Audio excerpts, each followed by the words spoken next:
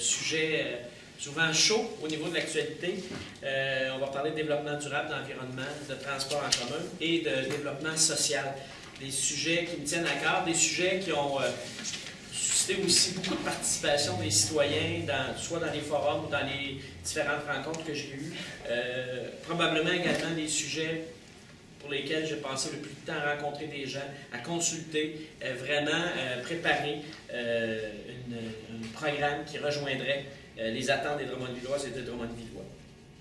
Je le répète à chaque fois, la participation citoyenne, quand on parle de développement durable, pour moi, c'est un premier exemple de développement durable. Tous les documents qu'on lit sur le développement durable parlent de la participation citoyenne, de l'importance d'impliquer les gens.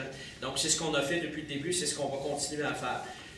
Ce programme-là, on va le réaliser dans la mesure où on va continuer de contrôler nos finances publiques. On va s'assurer que la situation financière de la ville n'est pas compromise, que le niveau de taxation compétitif est maintenu et que la dette est contrôlée. Ça, pour moi, c'est incontournable. Si on réussit à maintenir cette situation-là, ça sera des leviers de développement incroyables pour notre ville.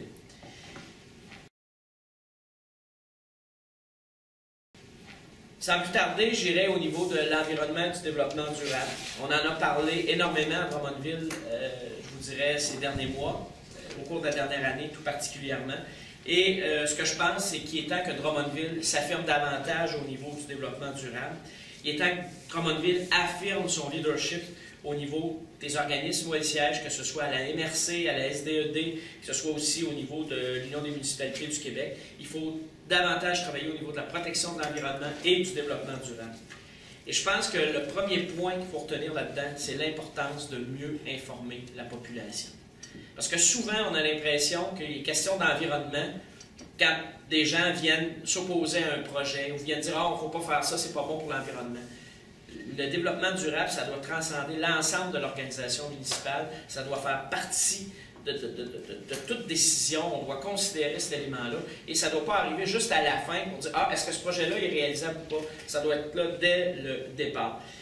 Il faut donc mieux informer les gens que quand on parle aux gens de différents concepts au niveau du développement durable, ce n'est pas toujours clair pour eux. Ils ont l'impression qu'on veut leur enlever des privilèges. Donc, il faut mieux les informer sur les conséquences, mais aussi sur les avantages de prendre certaines décisions. Il y a énormément d'organismes qui existent à Drummondville et qui travaillent au niveau de l'environnement. Malheureusement, ce que j'observe, moi, c'est que la concertation est plutôt faible. Alors, à ce niveau-là, il faut inviter les organismes à s'asseoir ensemble, les gens à travailler ensemble et à identifier quels sont nos objectifs. Il faut développer une vision à long terme, une démarche intégrée de développement durable. Ça ne peut pas être fait, le développement durable, juste sur un point ou un autre point quand ça nous adonne. Il faut une démarche intégrée. Là-dessus, il y a ce qui s'appelle l'Agenda 21, qui est un plan d'action pour le 21e siècle qui a été adopté en 1992 au Sommet de la Terre à Rio, qui présente vraiment une démarche intéressante. On y parle de pauvreté, de santé, de logement, de pollution, de gestion des forêts, de gestion des ressources comme l'eau, l'assainissement des eaux, l'agriculture, la gestion des déchets. Donc, c'est vraiment un agenda intéressant, un plan d'action qu'il faut développer, mais tout en l'adaptant à notre réalité. Évidemment, il parle dans l'agenda 21 de la gestion des mares, MERS. Bien, on s'entend qu'à Drummondville, on n'en discutera pas très très longtemps. Malheureusement, et même les politiciens ne pourraient pas vous promettre qu'ils vont creuser une mer autour de la ville, il n'y en a pas. Donc, il faut vraiment aller dans les sujets qui nous intéressent, qui nous touchent. Un des éléments importants, et je pense que Drummondville s'est développé énormément au cours des dernières décennies, il faut travailler ensemble à voir comment on peut freiner l'étalement urbain.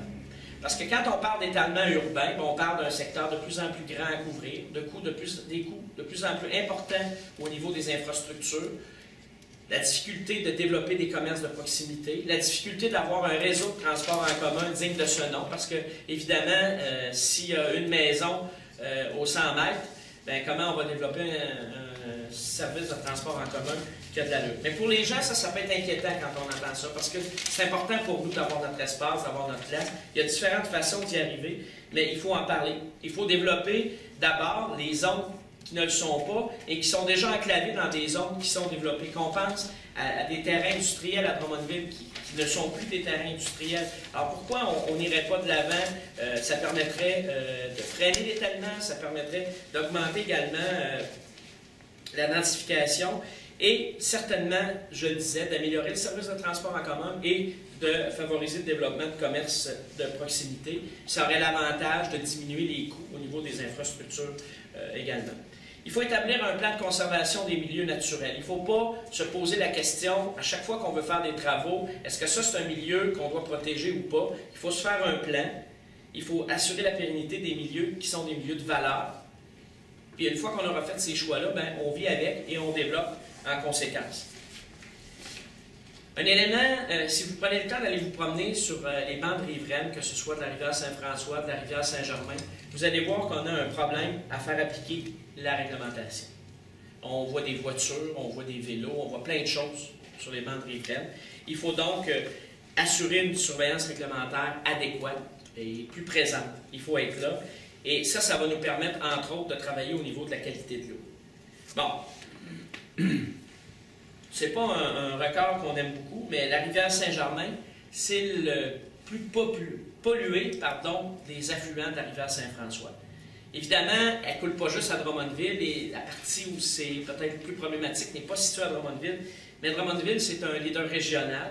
Donc, je pense que la Ville devrait sensibiliser les autres municipalités de la MRC à cette situation-là qui n'est pas très enviable pour voir à l'inverser, évidemment, au cours des prochaines années et avec une surveillance réglementaire plus grande. Je pense qu'il y aurait déjà un pas de fait à ce niveau-là.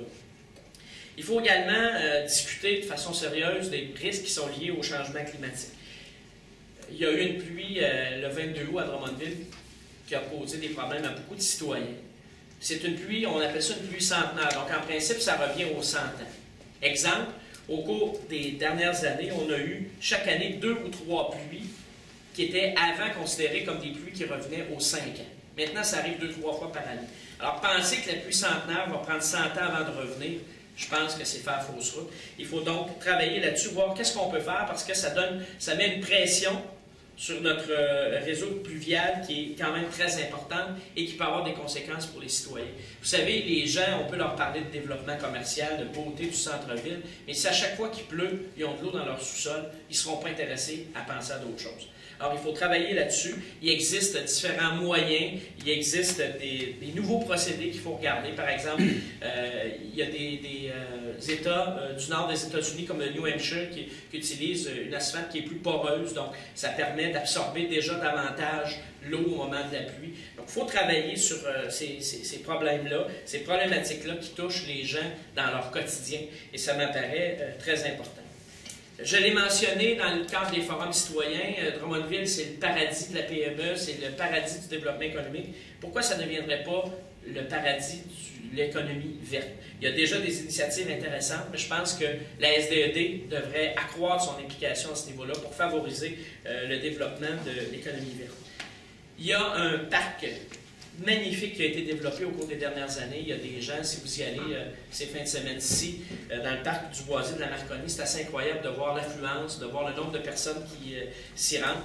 Alors, je ne pense pas que personne ait le goût un jour de dire on défait ça, puis on développe ça, on rase tout ça. Mais il faut s'assurer que ça ne sera pas fait. Donc, je propose que la Ville fasse toutes les démarches pour accorder le statut de réserve naturelle au parc du Boisé de la Marconi. Donc, pour assurer les citoyens que ce parc-là ne sera jamais développé autrement que comme il est là pour le plein air et pour la qualité de vie des gens. Finalement, il m'apparaît important de développer un plan de recyclage des déchets qui concerne particulièrement ce qu'on appelle les ICI, industrie, commerce et institutions. Vous savez qu'actuellement, si on parle du bac vert et du bac brun, ce groupe-là n'est pas concerné, n'est pas touché. Pour venir du milieu scolaire, je peux vous dire que ce n'est pas très cohérent quand on parle d'environnement, de développement durable, de recyclage, mais que c'est compliqué, mais très compliqué pour les écoles de mettre de l'avant des programmes parce qu'il n'y a pas l'appui de la municipalité par rapport à ça à cause d'un paquet de détails techniques, de taxes dans le lieu de taxes, etc. Donc, si l'environnement est une priorité, il faut, au cours du prochain mandat, s'assurer qu'on mettra en place tout ce qu'il faut pour que ces groupes-là soient desservis. Pour la grande entreprise, c'est pas un problème parce que souvent la grande entreprise va elle-même recycler ces matériaux, va faire en sorte qu'elle récupère et travaille avec d'autres là-dessus. C'est plus difficile pour les petites, les moyennes entreprises, pour les commerces. Peut-être que pour les commerces au centre-ville, si on se mettait à ajouter des bacs, ils vont nous dire que c'est problématique, on manque déjà d'espace, donc il faudra prévoir tout ça, mais ça me paraît un incontournable en 2013 de travailler au niveau du recyclage, au niveau de la question des déchets organiques également.